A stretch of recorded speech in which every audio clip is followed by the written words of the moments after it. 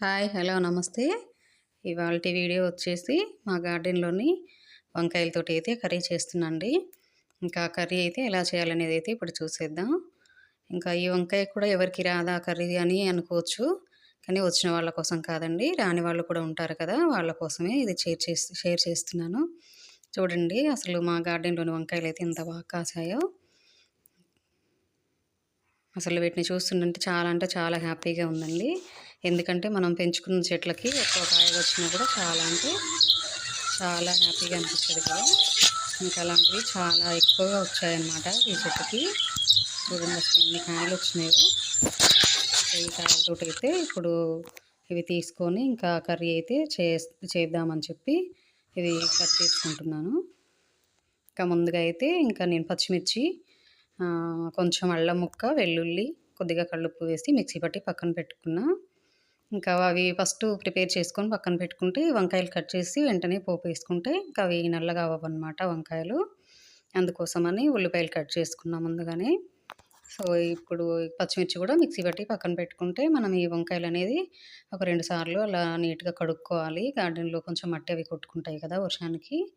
ఇంకా వీటికైతే పురుగులున్నాయా లేదా అనేది చూసుకొని కట్ చేసుకోవాలి. ఎంత ఫ్రెష్‌గా కనిపించినా వంకాయలైతే మనం బయట తీసుకునేవైతే పురుగులుంటాయి. సో, ఇంకా మన గార్డెన్‌లో కూడా ఉండొచ్చు. అందుకోసమని ఒకసారి చెక్ చేసుకొని, చూసుకొనైతే కట్ చేసుకోవాలి.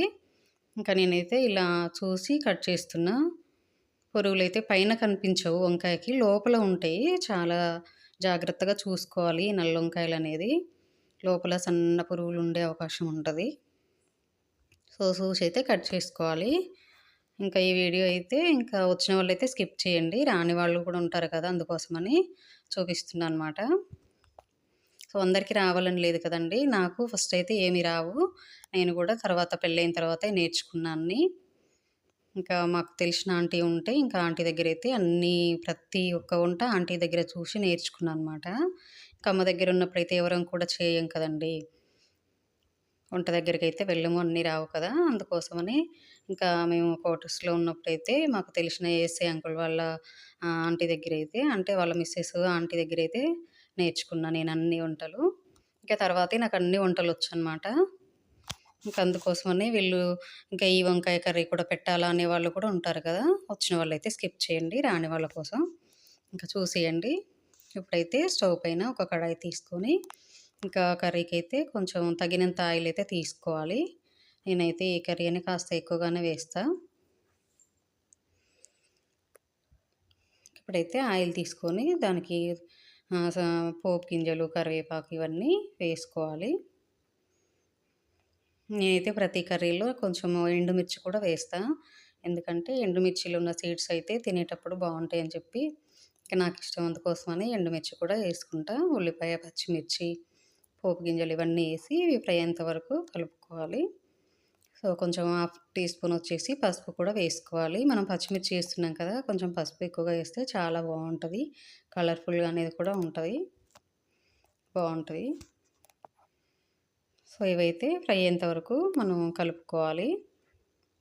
ఇప్పుడు మనం ముందుగానే మిక్సీ పట్టి పెట్టుకున్న పచ్చిమిర్చి పేస్ట్ కూడా వేసుకోవాలి. దీంట్లో అయితే చిన్న అల్లం ముక్క, మళ్ళీ వెల్లుల్లి ఒక 10 వెల్లుల్లి రెబ్బలు చిన్నవి వేసుకున్నా. ఇంకా మిక్సీ పట్టుకున్నా కాబట్టి ఇంకా సపరేట్‌గా అయితే వెల్లుల్లి పేస్ట్ గానీ, అల్లం వెల్లుల్లి పేస్ట్ గానీ అవసరం లేదు. కొంచెం వెల్లుల్లి ఎక్కువ వేసుకుంటా నేను ప్రతి కర్రీలో. ఇంకా ఇప్పుడైతే మనం కల్లుప్పు వేసిన వాటర్‌లో ఈ ముక్కలు కట్ చేసుకున్నాం గదా! కట్ చేసి వేసుకున్నాం గదా! అసలు బ్లాక్ అనేదైతే అవ్వలేదండి. చూడండి తెల్లగా ఉన్నాయి ముక్కలు. ఇంకా ఈ ముక్కలన్నయితే దేంట్లో అయితే టమాటా కానీ, ఇంకా వేరే వెజిటబుల్స్ ఏమీ యాడ్ చేయట్లేదు. ఇంకా దీంట్లో ఇలాగే ఫ్రై చేస్తే మా వారికి ఇష్టమని చెప్పి ఇంకా నేను టమాటా, ఇంకా వేరే వెజిటబుల్స్ ఏమి వేయను. ఇలాగే ఫ్రై చేస్తా. సో, ఇప్పుడైతే వంకాయ అయితే ఫ్రై అయిపోతుంది కదా! ఇంకా ఈలోపు అయితే కాకరకాయ కూడా ఫ్రై చేద్దామని కాకరకాయ, వెల్లుల్లి కారం చేద్దామని కాకరకాయలు కూడా ఇంకా కట్ చేసుకుంటున్నా.